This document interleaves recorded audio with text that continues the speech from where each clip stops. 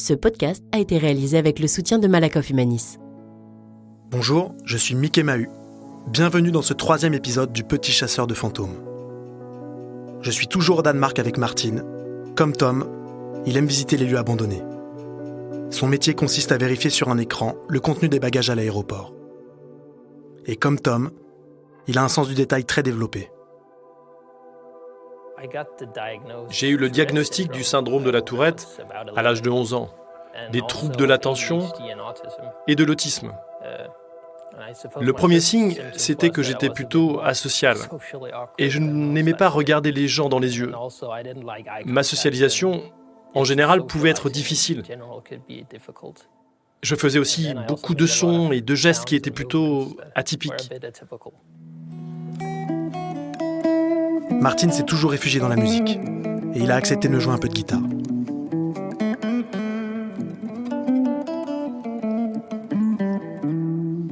C'est ok d'être différent. Mais parfois, ce n'est pas aussi pratique, dans certaines situations, de fonctionner différemment des autres, alors que tout l'environnement est fait pour fonctionner normalement.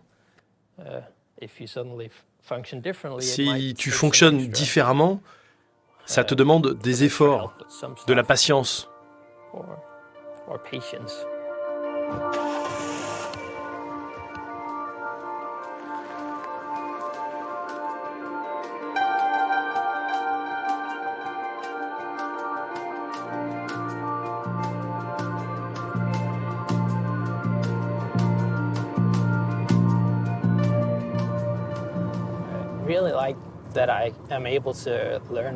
Je suis content d'avoir appris à conduire, parce que je ne suis pas vraiment bon pour les transports en commun.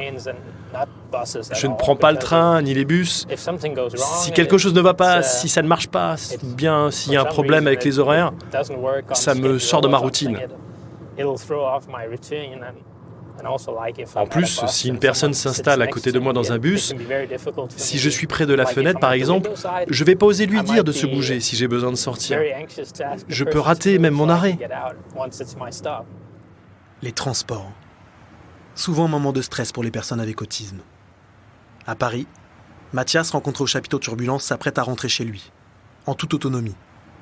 Alors, par là. Donc là, on va où, là ?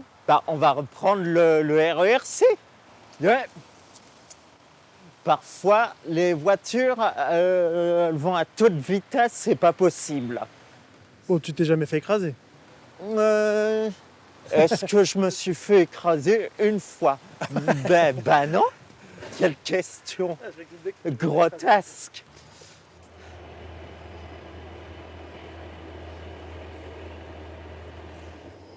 Est-ce que tu as l'impression que les gens te regardent bizarrement dans le RER ? Oui, quand je parle tout seul. Et tu dis quoi quand tu parles tout seul ? Tu parles de quoi ? Quand je récite des répliques de la Casa ou de dessins animés, là les gens m'observent en me disant, ils vont se dire mais qu'est-ce qu'il raconte celui-là ? Et qu'est-ce que tu ressens quand tu es dans le RER ? Parfois, j'ai remarqué des fortes vibrations. Parfois, je tremble beaucoup. C'est le stress. J'avais pas ce problème quand j'étais enfant. Mais c'est venu bien plus tard, ça, le stress. Nous retrouvons Julie Dachet, chercheuse. Dès le début de la journée, prendre les transports en commun pour aller au travail, ça peut être difficile parce que dans les transports en commun, et surtout dans le métro parisien, pour ne pas le citer, il va y avoir des odeurs, il va y avoir beaucoup de bruit, des lumières qui peuvent être un peu agressives. Et donc pour une personne autiste qui a des particularités sensorielles, rien que ça, voilà, une demi-heure de métro, ça peut provoquer une surcharge sensorielle, une fatigue, une anxiété. Par là, là-haut, le voilà. Et donc dès qu'elle va arriver sur son lieu de travail, elle va déjà être complètement épuisée, alors même qu'elle n'a pas démarré sa journée de travail. Je comprends qu'il est indispensable d'adapter l'environnement de travail à chaque personne en fonction de son handicap. Au Danemark, Martin a trouvé un emploi sur mesure. Ce job à l'aéroport de Copenhague me convient vraiment bien, parce qu'ils ont fait des aménagements pour les gens dans le spectre de l'autisme qu'ils embauchent ici.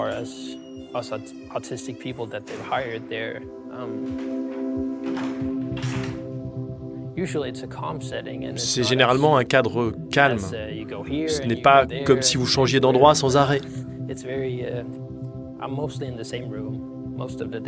La plupart du temps, c'est dans la même pièce et les tâches que j'ai sont très concrètes.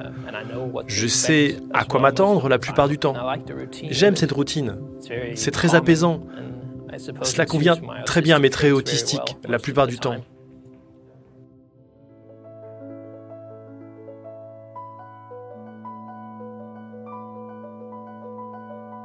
En cas de problème, Martin sait qu'il peut s'adresser à Nina, sa référente.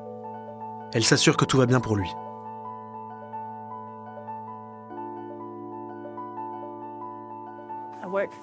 Je suis responsable de la santé au travail. On se voit une fois par mois. On parle pour savoir si tout va bien, pour savoir s'il a besoin d'aide. Il pourrait avoir besoin d'un endroit plus calme, de plus de pauses que les autres. Il travaille plus vite que la plupart des gens ici. Il est assez rapide. On l'appelle le spécialiste. Martin est indépendant et habite dans la banlieue calme de Copenhague. Il est passionné par les jeux vidéo. Je pense que ce que j'aime dans mon travail, c'est que je dirais pas que c'est comme un jeu, c'est un travail très sérieux. Il y a beaucoup de responsabilités, mais la façon dont vous êtes devant l'ordinateur, c'est très visuel. Vous devez reconnaître les objets, ça marche comme les jeux vidéo d'une certaine manière. Je suis toujours curieux de voir ce qu'il y a dans les bagages et comment ça se voit sur l'écran. Martin aime échanger avec ses collègues, mais toujours sur des sujets professionnels. L'autre fois, il y avait des chaussures de sport, des autolassantes, bourrées d'électronique. Je me suis dit, mais qu'est-ce que c'est que ça ? Mais je n'ai pas ouvert la valise, j'ai cherché sur Internet. En fait, ce sont les toutes nouvelles chaussures. On met le pied dedans et elles s'attachent toutes seules, et hop, elles sont serrées. Des chaussures qui se lassent toutes seules ? Oui. J'en avais jamais entendu parler. Au cours d'une balade avec Tom sur une ligne de chemin de fer, j'en profite pour l'interroger sur son rapport avec les autres élèves à l'école. À l'école, on me force un peu à travailler et moi je dis non, c'est pas juste. Et comment ça se passe avec les autres enfants ? Bof, je les aime pas trop, ils me regardent dès qu'on m'interroge. Je supporte pas. Je suis trop timide. Je vais les amener là un jour pour les apprendre qu'il faut être calme, pour les apprendre qu'il faut pas me regarder, voilà. Je suis toujours un peu timide pour aller faire des activités en dehors du bureau avec les collègues. J'en ai vu certains en ville. On se dit bonjour, mais c'est à peu près tout. J'espère qu'un jour je me sentirai assez prêt pour aller à une fête ou quelque chose comme ça. Je sais qu'il y avait une fête de Noël et beaucoup d'entre eux m'ont demandé si je voulais y aller. Mais c'est un peu trop social pour moi. Je suis avec Tom dans sa salle de classe. Entre deux exercices de mathématiques, il profite d'une courte pause pour dessiner un vieux manoir. Note à l'entrée, c'est une habitation. On va faire une lumière, une ampoule. Des fenêtres de toit. Donc il y a un étage alors. Oui, 2 étages.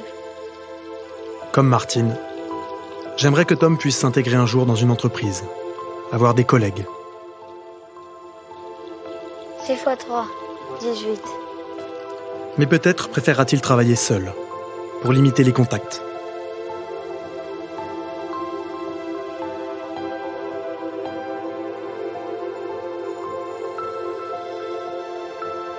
Au Canada, une femme s'est fait un nom en parlant ouvertement de son autisme.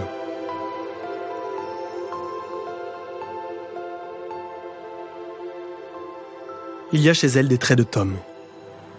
Ce goût de la création artistique, du dessin, mais aussi ce besoin de solitude, loin de la vie de bureau. Juste de l'autre côté du boulevard, là-bas, il y a une pancarte et on voit le logo du motel Princesse. C'est justement moi qui l'ai conçu. C'est un M et un P bleu pour motel Princesse.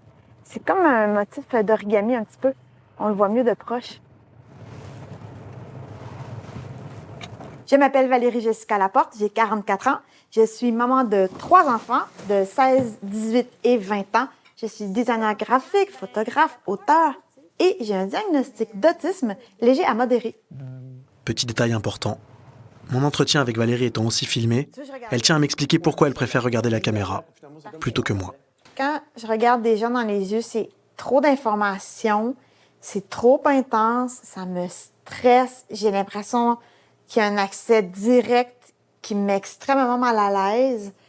De toute manière, cette information-là, j'arrive pas à bien la classer, l'interpréter. Alors, je préfère nettement regarder les bouches des gens où est-ce que c'est plus facile de déceler les émotions. Et même là, souvent, je vais me tromper dans mon interprétation de ce que je regarde. Je suis resté 3 jours avec Valérie dans sa famille. Elle n'avait pas encore le diagnostic de l'autisme quand elle a rencontré Yann, son mari. À l'époque, il l'a trouvé tout simplement original. À l'âge de 38 ans, je savais pas que j'étais autiste. Et j'ai passé les tests, j'ai appris que je l'étais. Ensuite, quand je l'ai dit à mon entourage, j'ai eu beaucoup de réponses comme « Mais nous, on le savait que tu étais autiste, on a essayé de te le dire plein de fois, mais tu n'écoutais pas. » Ou « Ah, c'est ça que t'as! Ça explique bien des choses. » Mathias, Julie, Martine, Valérie, ils m'impressionnent tellement. Malgré leur handicap, ils ont trouvé leur place. Et dans le prochain épisode, nous allons voir que tout n'a pas toujours été simple pour eux. À tout de suite.